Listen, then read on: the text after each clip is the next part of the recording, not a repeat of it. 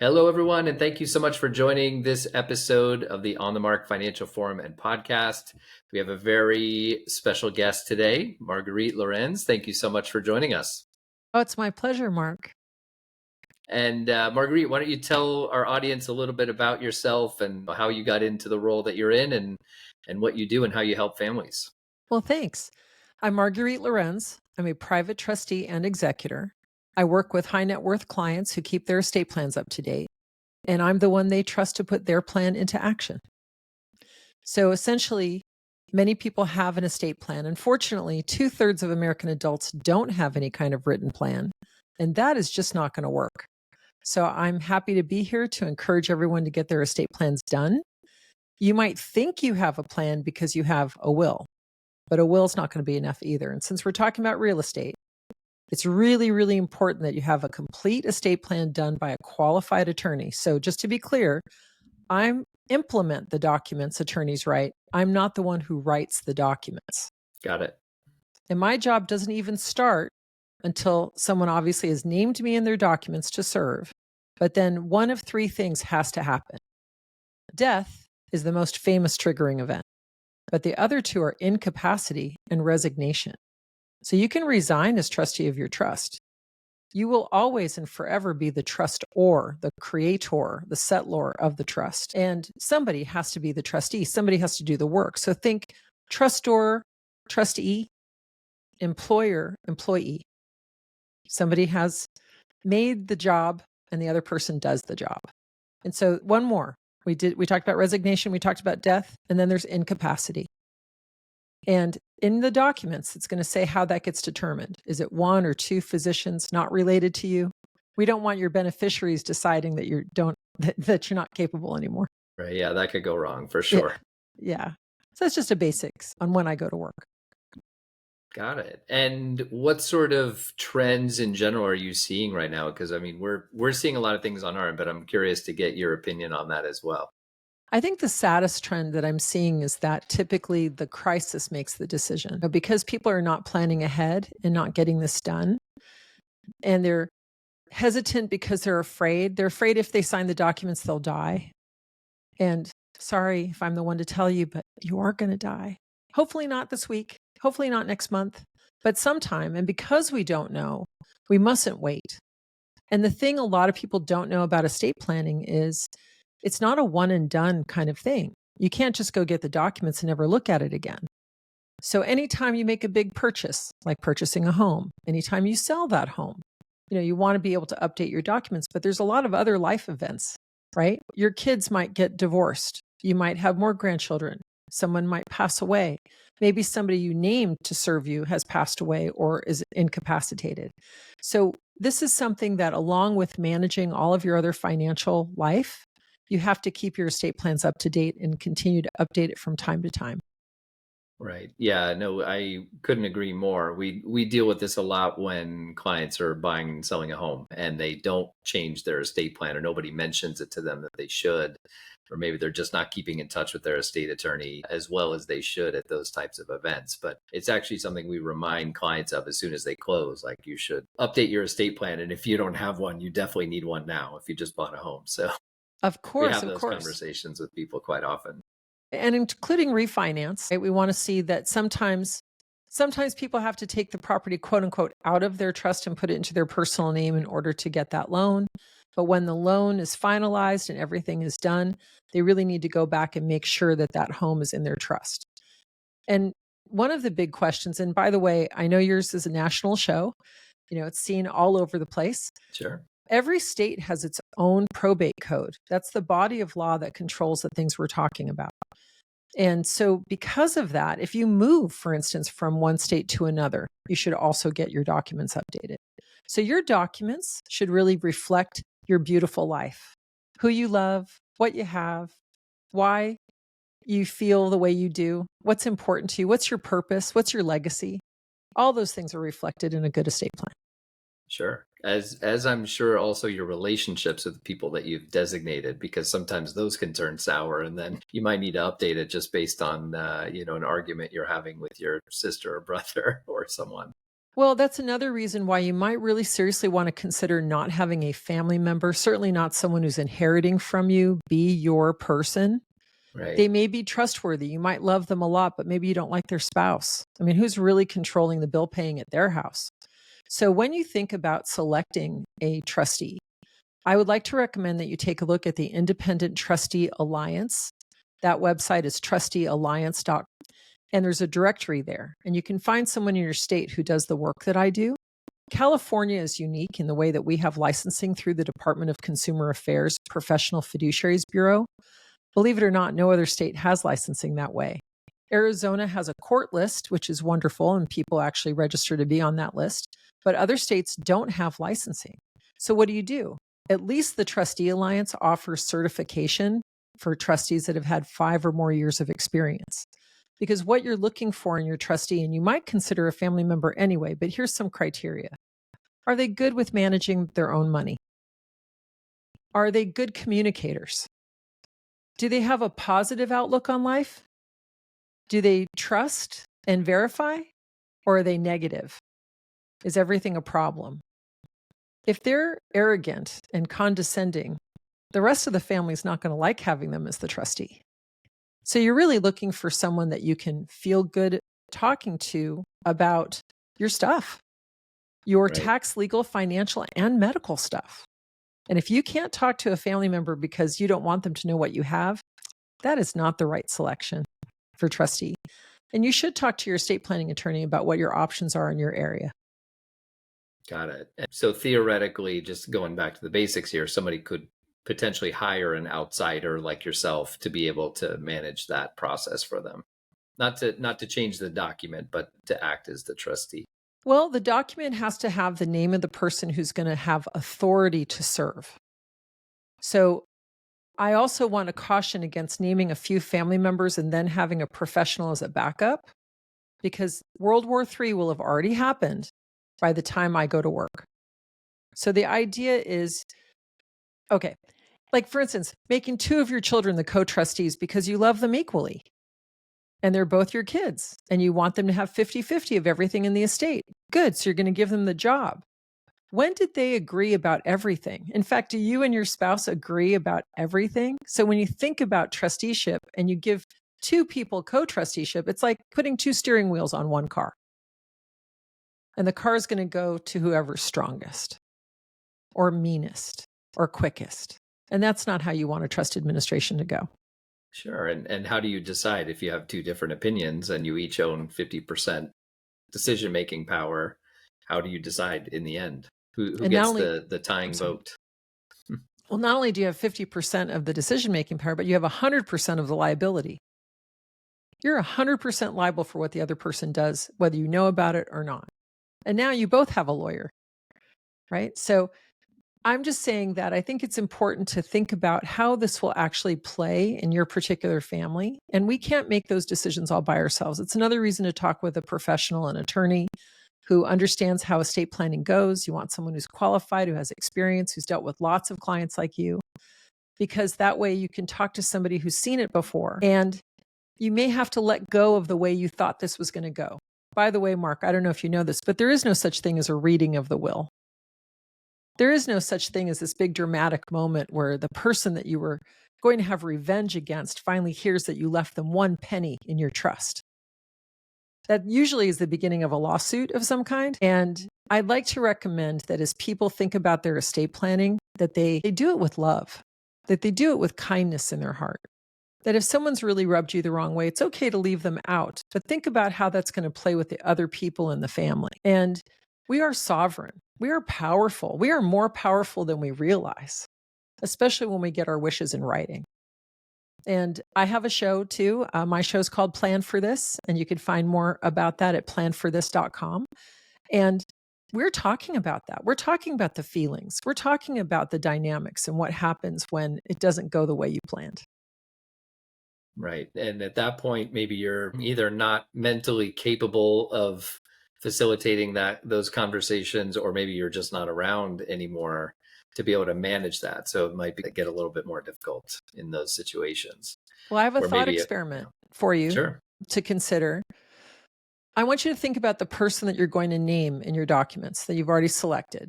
Oh, yeah, I definitely want my cousin to be my trustee. And I want you mentally to give that person your checkbook and say only, I'd like you to pay my bills on time for the next 3 billing cycles for the next 3 months. How does that make you feel on the inside?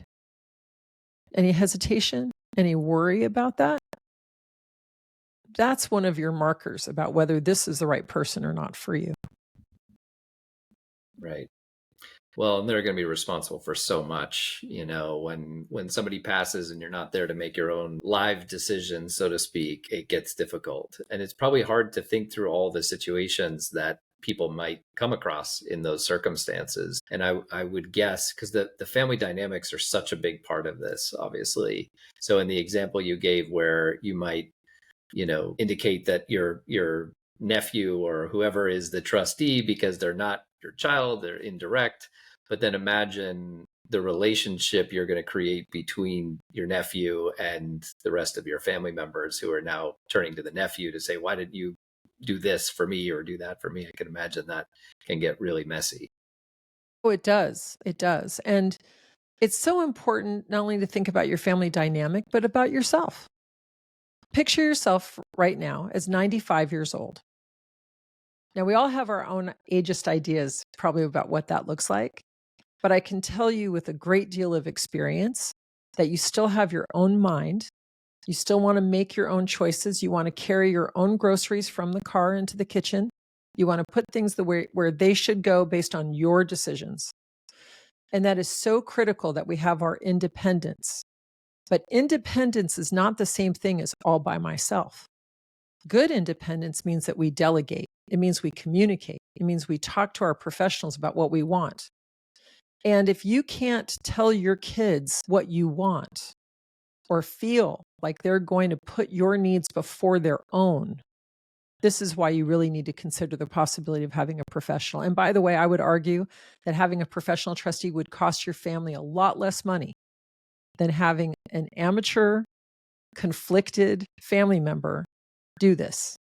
And by the way, I'm a professional trustee. I've been doing this for over 20 years. But when my dad was dying, I was the beneficiary. I was his only kid. So I'm his daughter now, standing in the driveway talking to the care manager about what this is going to cost. And Mark, for the first time I had that thought, what is this going to cost me? And I've never had that thought before. Right. It's really about the client, about their budget, about what they have to spend, about what they've accumulated in their life, how hard they've worked to have what they have, right? But there I was really thinking about that. And it struck me. It doesn't matter if your daughter's a CPA or a hospital administrator or your son is a successful auto mechanic or dentist. They can't become objective suddenly about their own situation where you're concerned. So I get it. I can feel people thinking, well, my kid is different. My relationship with them is different. I hear that. I really feel that. And I honor the wonderful children that you've raised. But like you made the point, Mark, you're putting them in a situation where those relationships are going to change. Yeah. And that's the last thing you want to have, is have your passing become the wrench that gets between family members. Yeah. What will And Thanksgiving be like when you're gone? right. It's such an important question to ask and to relieve your kids of the worry. So let me give you another example. Sure. Just like any lender or any kind of professional in the real estate world, there's an accounting, right? Everything has to be accounted for. Well, for professional fiduciaries, professional trustees, and executors, that's the same thing. We have to account for every penny. And so the idea is that when a professional goes to work, there's going to be an accounting at least once a year. It might be several pages. It shows all the interest that was earned on the bank account and all of the sales and purchases in terms of stocks and bonds and that kind of thing. It also shows all the expenses that were there for the real estate. It shows any other expenses for the real estate, property taxes, insurance, and so on. So at the end of the year, you're not just getting a list of transactions. You're actually getting a list of the assets as they were at the beginning of the year and the assets as they are at the end of the year. So you get a really complete picture of what has happened in your trust. And as long as you're able to receive that information as the trustor, remember you're the creator of your own trust, and you have someone who's serving because you've resigned as trustee. And even if you're incapacitated, you still might have good days and bad days. You still might have days when you're pretty clear and you want to know what's going on. You're entitled to that information because it is all about you. So that's another layer of the estate planning world that I'm in, is reporting to that client and making sure they know what's happening. And do most of the people, when they come to you to start the process of you managing their estate, is it usually something that they've kind of slowly but surely evolved into, or does it tend to be more crisis driven? Such a great question. My hope is that you're visiting with your estate planning attorney, and if you can hear my voice, you've already made the appointment and you're looking forward to meeting with that professional Right? You're and giving a delivering whatever. subliminal message. Yes. Go do Yes. that right now, please, because most people Please. probably haven't fully updated it. Well, they haven't. I mean, look at all the celebrities that end up in trouble, right? And Yeah. so I get it. You're thinking to yourself, I don't have much money like a celebrity. I don't have a bunch of lawyers. I don't have all that stuff. Regular people who just own a home need an estate plan. Regular people who have a body. So what I like to say, Mark, is if you have a body, you need a plan. And so once you have that plan, if a crisis does occur, someone's going to call my office. Why? Because I've been named in your documents, and that person who's calling cannot transact at your bank. They can't change your phone number. They can't even update your address with the USPS unless they're the person. So someone will call me. And by the way, I've been surprised many, many times in my career. I'm going to take a pause. I'm wondering if you can hear any of the noise that I hear, Mark. A little bit, but it's okay. Okay, good. It doesn't bother me. That's fine. As long as it's not, it's loud on my end, but as long as it's not on yours, that's great. It's relatively quiet, but it doesn't. We've had dogs barking in the background. Don't worry about it. Okay, awesome. We like this to feel personal, so it's fine. Okay. People have real lives. I'll jump back into that thought. So you're the one who needs to be cared for.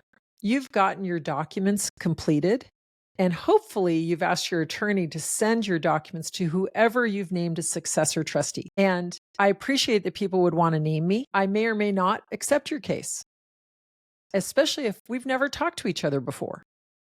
And that's so surprising to me how often I've been named by people who've never interviewed me, talked to me, asked me what I charge, nothing.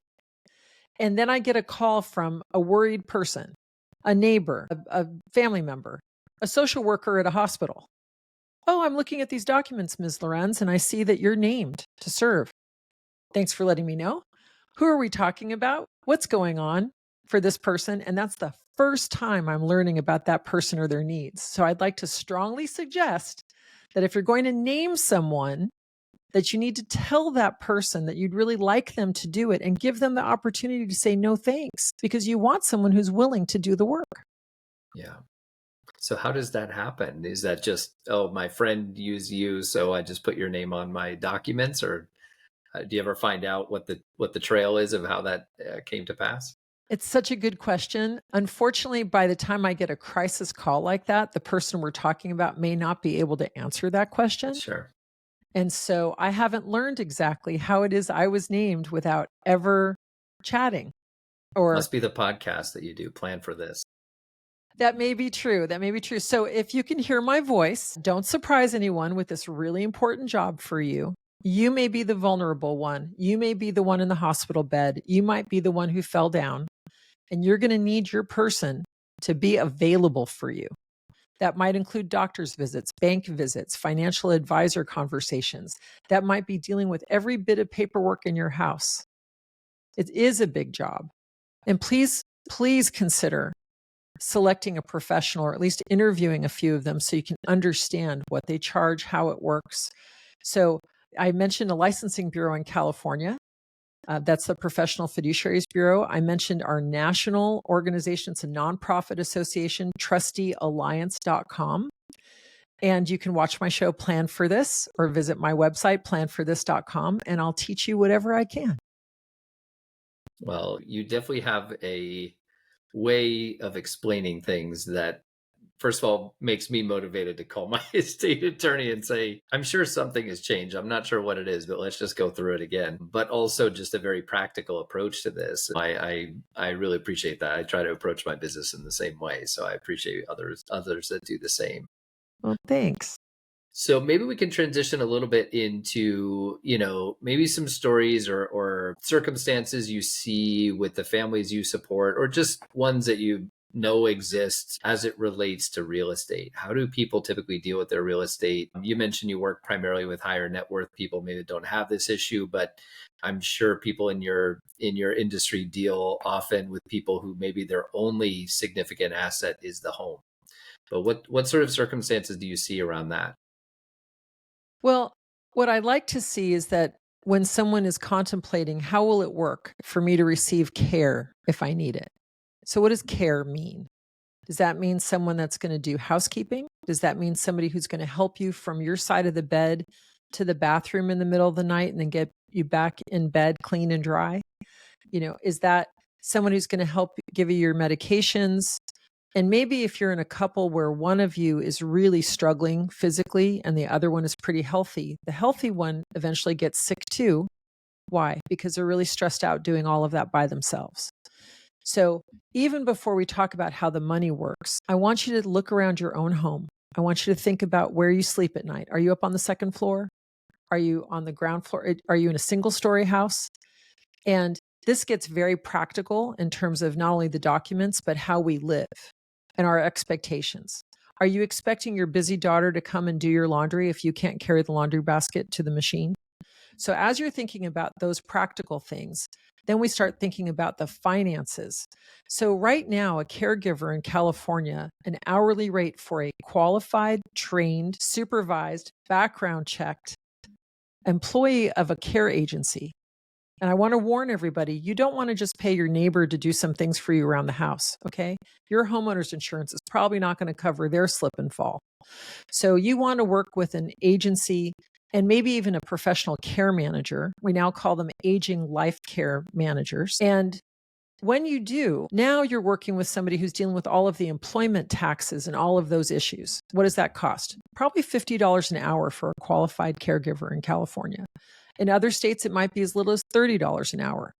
Now imagine somebody else is dealing with the payroll, their insurance, that employee's FICA and Medicare and all of that kind of stuff, Social Security, right? And And now misbehavior in some cases too. say that again, I'm sorry. Misbehavior, if they do something inappropriate, or they, I know my grandparents dealt with issues where people were stealing money from them, and that becomes the care company's issue to deal with, I would imagine. Right. And so, for instance, I usually have an inventory done of all the things in the house, especially anything that might be precious or really valuable, before we place care. Because one, I don't want to put the caregiver in a bad position because mom might generally forget where she put something and now she's accusing somebody of having stolen it, right? Sure. So there's a lot of communication that's necessary. But as we're thinking about using your main asset, your home, to finance the care that you might need, I don't want anyone to be afraid of doing a little shopping.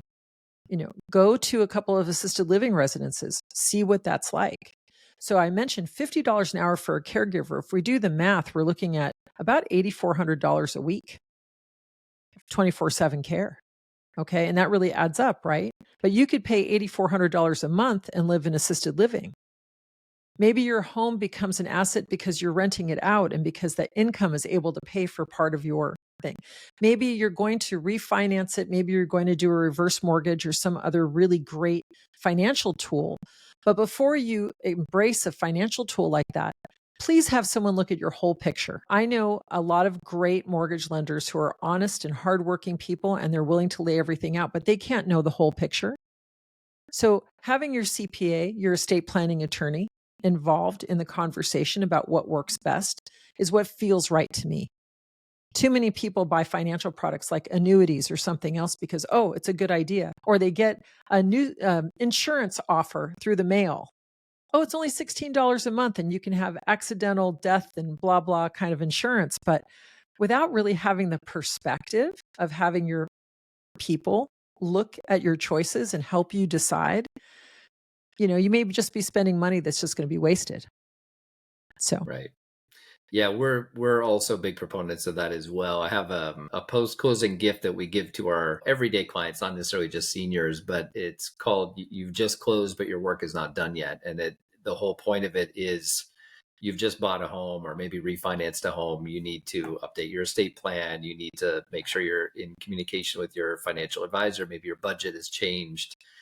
How does this affect your retirement planning? Maybe, you're spending more on your housing now, so maybe you need to, talk to them about either accelerating or slowing down your retirement contributions. There's so many things that go into play here, especially when you're dealing with a home, because it's such a major financial move, whether you're buying or refinancing or whatever it may be. We're big proponents of people engaging with all of their financial advisors. And we come across this also, maybe you've had experience with this as well, but we oftentimes find that the seniors who don't have the financial advisors can make just huge mistakes when it comes to, for example, selling a home to pay for care, which sometimes is inevitable. Sometimes it's the right decision, but I think a lot of seniors on their own are not aware of the potential capital gains tax that they might be about to face. We had a pretty extreme case that came our way. Unfortunately, I wish I had known you earlier to know that this was a possibility, but a family in Orange County, California, who, the senior had bought the home for $20,000 50 years ago and sold it for $4 million and ended up writing about $1 million check to the IRS for capital gains. Whereas if they had financed the home to pay for a few years of care, she was 97 at the time, then that money could have gone to the family rather than to the IRS. And no one's going to feel bad for the IRS not getting $1 million check that they didn't earn. Such a good point to make. I think what people don't understand is that right now in the law, unless it gets changed, there's a step up in basis. So you just described a $20,000 purchase of a home. That's your cost basis. That's what it was worth the day you bought it. And then the day you sell it that's the difference, right, between the basis and the gain. But when you pass away, there's a step up in basis. So now the home is now worth the $4 million and no longer worth just $20,000. But if you sell it in the interim, yes, there's capital gains tax. So I agree with you, Mark. I think there's a lot of different details that people really need to explore. And because none of us can be objective about our own circumstances, we really do need some help. So I want to say again, independence does not translate to all by myself. Are you capable of reading a contract? Sure you are. Are you capable of doing a spreadsheet so that you can see everything that's going on in your life? And I'm talking to my engineers right now. I love you, engineers. However, even an engineer cannot be objective about their own circumstance. And there's so much we don't know. So from my perspective of 20 plus years of being a private trustee and executor, I've seen lots of different living arrangements, in-home care, going to where the care is during the day and coming home at night.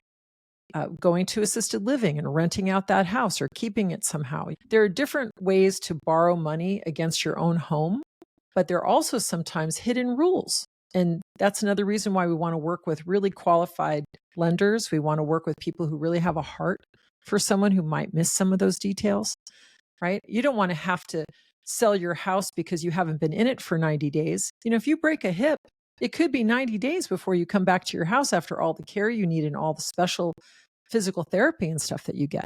So I think it's really important to keep your professionals close. You are the CEO of your life. You are captain of your ship. And that doesn't mean that you're doing all the jobs yourself. Right. And you can't be an expert at everything and know every nuance, but the step up in basis is one that's just tremendously impactful for a family. I mean, that the example I gave was fairly extreme, but it happened. And had someone engaged with the professionals, an accountant, an estate attorney, professional fiduciary, anyone, a mortgage person who knows this space, that would have been enough to raise a red flag to say, what, maybe financing is a better solution to buy time so that you're not giving a quarter of the value of the home to the IRS. I really And potentially appreciate state that. taxes as well. Yes. I think there's some family members who mean well, but they want to rush mom or dad, right? Their spouse of many, many years has passed away and there's sad memories in the house. I get that. But rushing mom to move out could mean a great loss, like you described. Yeah. Well, and if they're getting the proper advice, these are perspectives that they might get that they won't get from a family member. So I appreciate your recommendation to delegate, but still be in control and be the CEO of your life. Have you seen situations where clients of yours have looked to finance? You mentioned sometimes renting. I wish that was something families considered more often, because theoretically, if the home can rent for enough, it can supplement the cost of care, and maybe even give people the level of care that they ideally want that they thought they couldn't afford. We have those conversations with people a lot where, well, I can only afford, let's say the $8,000 a month to move into assisted living, but I really would prefer to stay at home. But that's going to cost 4 or 5 times as much. So I can't afford that. But I'm sitting in a home that's worth $4 million, let's say, with no mortgage on it. Well, then maybe there is an option. But do you run into those types of conversations with clients? Sure. One of the considerations is also about management. So you can't just rent a home and Of hope that course. someone pays the rent, right? And you also need a good lease agreement. And you need somebody that's going to be there if something needs to be repaired and figure out, did the tenant damage it, or was this something that was from before? Will insurance cover this? I mean, management covers a lot of different aspects of the ownership of such a property and renting it out.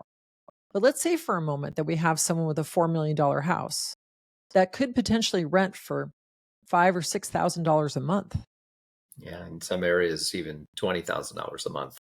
We'll keep the math simple for me, Mark. Sure. How about And 10? We'll meet in the let middle.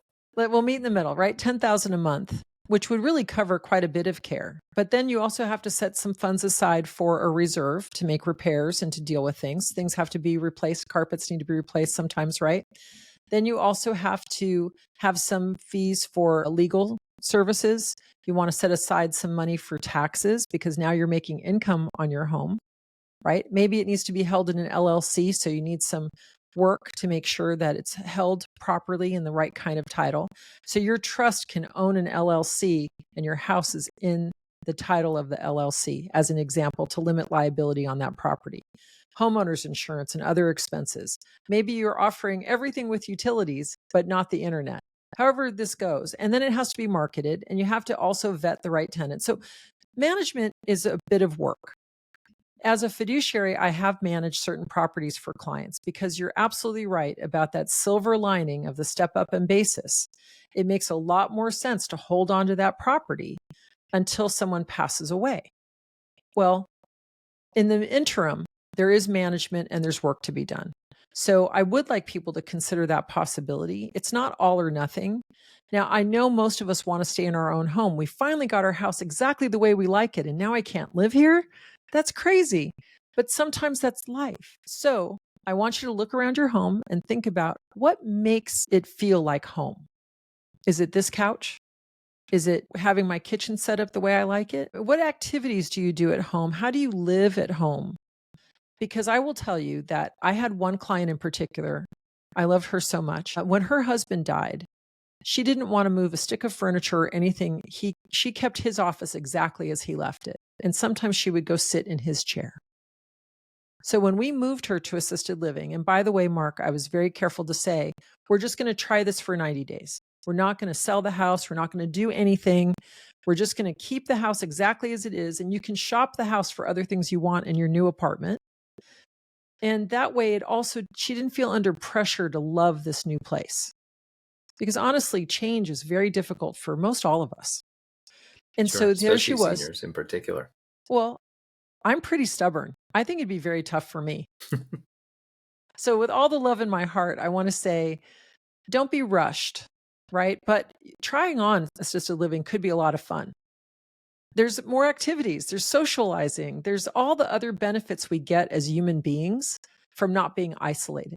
So there's a lot of benefits, right? So now she's in assisted living, and we moved the entire contents of her husband's closet to the second closet in the second bedroom in her new place.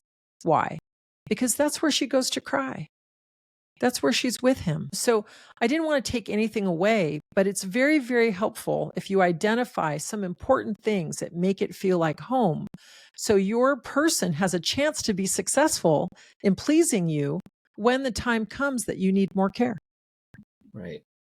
And you brought up another good point. I mean, I'm always because I do mortgages for a living, I'm always thinking about the real estate side of this, and trying on assisted living is something that is, I think, becoming more common.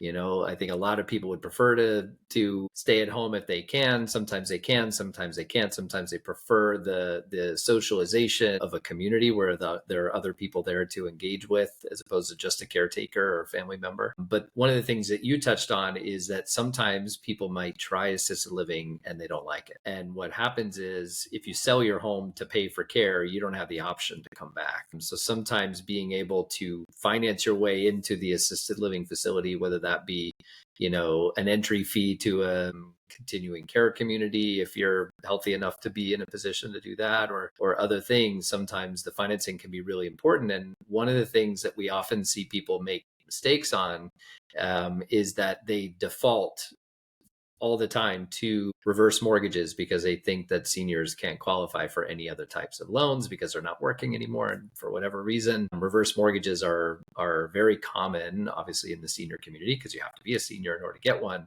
But one of the nuances that people don't understand is that you're required to continue living in the home in order to maintain that loan. And if you end up moving out for any extended period of time, 6 months, let's just say, the loan is due. You have to pay that loan off.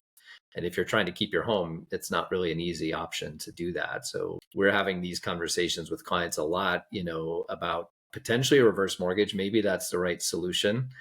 But there are other alternatives that a lot of seniors and families don't know about, whether it be a loan to the trust, like what we call a non-recourse loan, which means there's no individual borrower if you have a incapacitation type of issue, mental health issue, or there could be, just other means of qualifying that don't have anything to do with documenting income, that may be a better alternative than a reverse mortgage, where you have that requirement to stay in the home. And sometimes people feel tied to their home because they have that type of loan, but there are other options out there. Again, we are talking about professionals. We're talking about having your estate planning attorney or CPA review whatever the contract is. And you're right, reverse mortgages happen pretty frequently. The sales pitch basically is you can use your home to stay in your home. But now that we know that care costs are so high, and reverse mortgages can be useful, I'm not against them as a product.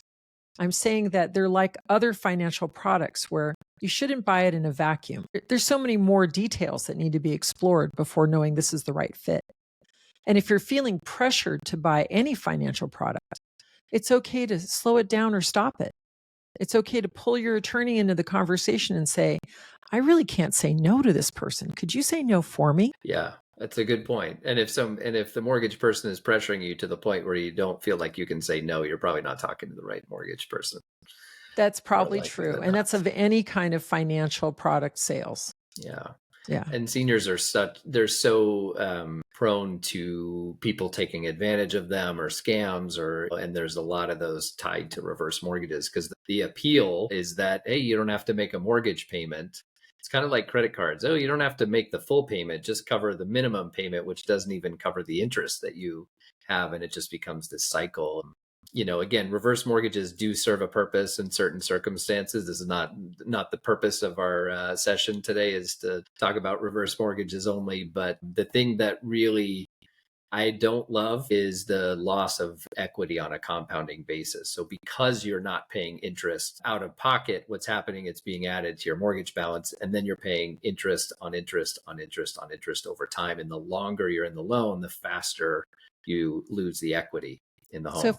if I could translate that into regular English, because you're clearly a professional who knows all the ins and outs of this, is that when you borrow from yourself and you're using a vehicle like the reverse mortgage to borrow money from your own house, there are costs involved. There's also the quote unquote closing costs. Like you sell your house goes through an escrow process, and there's fees that you pay for the escrow service to be done. Well, in a reverse mortgage, you're also paying closing costs. And then they have all these other fees. They have fees for sending you a check every month. They have fees for holding funds for you that you could use at any time. And those fees add up. And by the way, they often charge interest on those fees. So it's not just an expensive way to borrow money from yourself. It's an egregiously expensive way to borrow money from yourself. So again, neither you or I are saying anything negative about the product itself, but the way sometimes it is sold can be a real problem. And many of us who we have resources, we think it's going to be okay. We think we've read the contract, but then having someone like a CPA or your attorney run the math through the calculator and show you what it's going to cost and what it's going to cost your family, then it may not be the best product. And that's my point Right. about not buying anything in a vacuum. Yeah, for sure. Well, and that's where all the advisors that you need come in handy because they may have a different perspective on, what happens if you can't live in the home anymore? What are you going to do?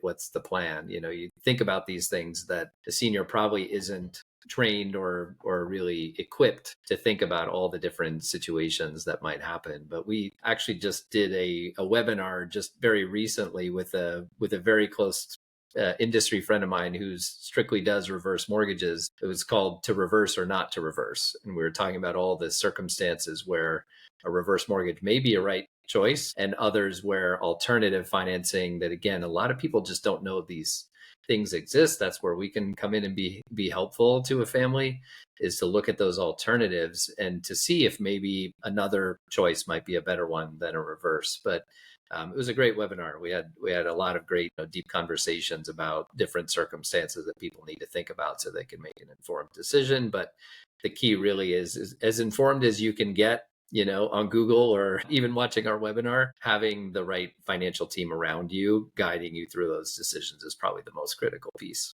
It's really very critical. And the other thing too is that with the help of your professionals, and I'm thinking about your CPA right now, and you might prepare your own tax return because you think you're saving money. But again, you could go to a CPA for tax planning and for planning this aspect of your future life. And I really got a lot of use out of talking with a financial advisor with a CPA background. So I work with Yeah, financial advisors, because you have more CPAs, than and one attorneys. perspective. Yes. I work with a lot of those professionals, but I hadn't hired one for me. And honestly, Mark, I forgot about the funds that I'd put in my 401k. I wasn't thinking about that. I was just worried about whatever was right in front of me at that moment in time. So even someone who's smart and capable and has done this work and has seen the ins and outs and worked with lots of people that are 90 and 100 years old, when it came to my own stuff, it was super helpful to have somebody else point out, well, actually, Marguerite, you're going to be okay because. And there's nothing like that. There's nothing like the relief of realizing you have done enough. You have accumulated enough. You're going to be okay. We should also talk about long-term care insurance. We should also talk about finding the right place so you're paying with a mix of your Social Security payment, your pension, your 401k. Oh, you have long-term care insurance. Great. Maybe you're a veteran. There's a lot of other ways to get things paid for, but it does become complicated. It does require some patience and some guidance, and not everyone's up to that task. So again, anyone who's hearing my voice, estate planning is much, much more than tax, legal, financial, and medical. It's about really your whole life. And I'm teaching the life improving power of estate planning. So look for my books that are coming out later this year. I'm excited about the new books. I have a book already out there, Ethics for Trustees 2.0, that talks about some of the basics of being a fiduciary.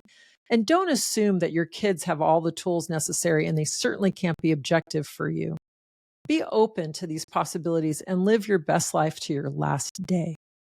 I couldn't agree with you more because I just went through that same exercise with my parents where we had to get them organized financially. They come from the generation where, let's just say, one of them did the money stuff and the Mhm. other one had no clue even where the checkbook was kept or, how to file taxes or how to get access to the bank accounts to, not that they were keeping money from each other, but just access, just knowing where to go. It's just something that the other person handled. Well, what do you do if that person isn't there unexpectedly? So we got everything organized, put it all in a spreadsheet. But the point was to get it organized and then meet with the advisors to say, here's where we're at. Are we in a good place? Are we okay long term? How long will this money last? And it was great for me to be involved because, I want to help my parents. But the idea for me was to set the grounds for a conversation with the real professionals, even though I'm in mortgage finance. That doesn't mean I can tell them how long their money is going to last them. So even though I'm a,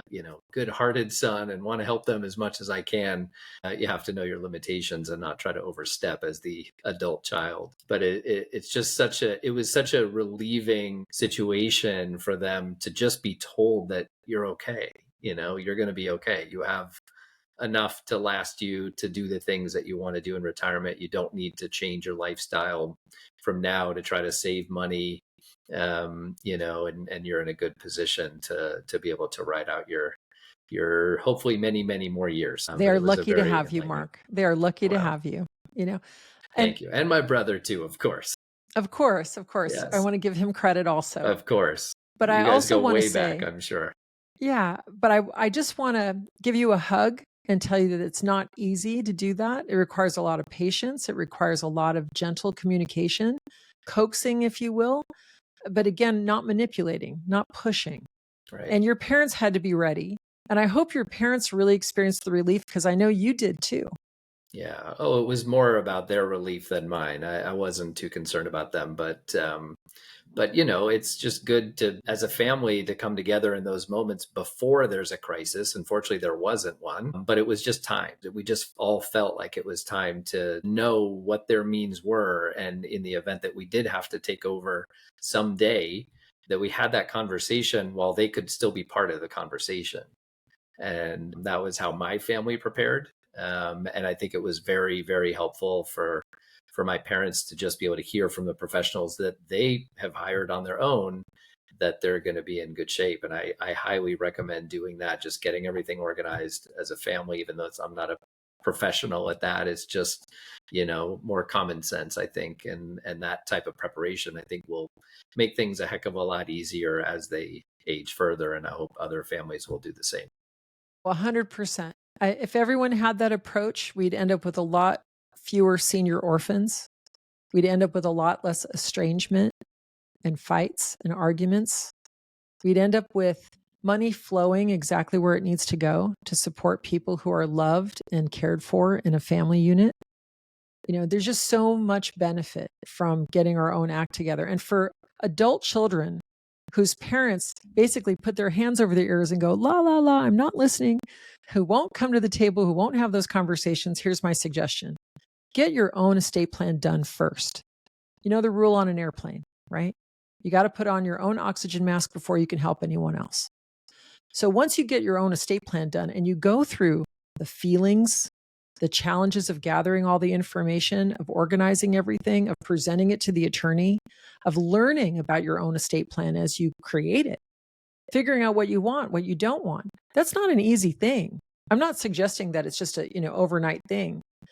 I'm saying that it might take you 3 to 6 months to do it, because it also needs to season in your own soul, in your own life, in your own heart.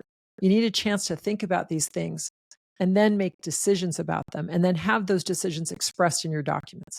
Okay, so you got all this done, and now you can approach your parents and say, hey, I did this thing, and now I feel like I know something about it.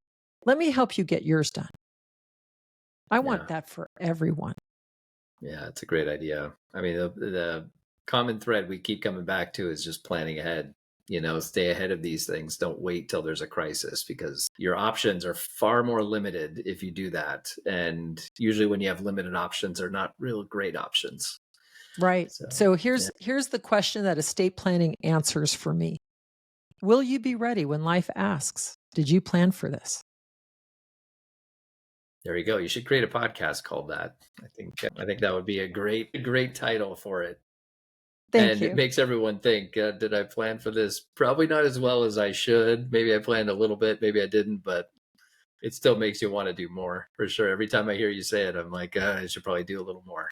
Well, that's life, isn't it? I mean, we learn new things. We add a few things in. I've updated my own estate plan about 6 times since I got my first one done. And my first one was done as a single mom who didn't have anything. I had term life insurance, Mark. That's all I owned at that moment. And I only bought it so that I would have something to leave my kids if something terrible happened. And I was started this work as a fiduciary, and I'm driving on the 15 freeway on a regular basis. I was terrified. I was worried. My imagination was only about what terrible thing might happen that would destroy my little kids' lives.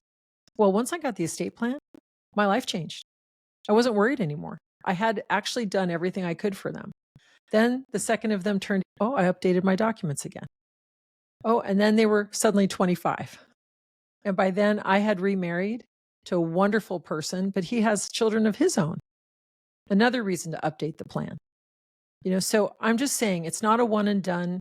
It follows our lives, and like good art, right, imitates life.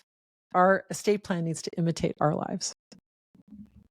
Well, that's a great place to leave. I will put a button right there. Okay. Sounds good. So, Marguerite, I could talk to you all day long. I think we are definitely of like mind and really come from a place of service and education. And I can tell that just oozes from everything you say and how you say it. And I appreciate you very much. Thank you, Mark. Thank you And I so appreciate much. your time of spending with our audience today. For those interested, definitely check out the podcast. I listened to an episode earlier today and it was fantastic. And I think you have so much to give to seniors and their families and just everyone should have this. This is just something that's so important. And I appreciate you spending your time to bring this message out to the public. Hopefully we'll help you spread your word and get more people viewing the podcast on your end. And I just want to thank you again for spending the time with us today. Thanks, Mark. Take care. All right, be well. And for those of you joining, we appreciate you joining us for this session of On the Mark, and we will see you all next time. Take care.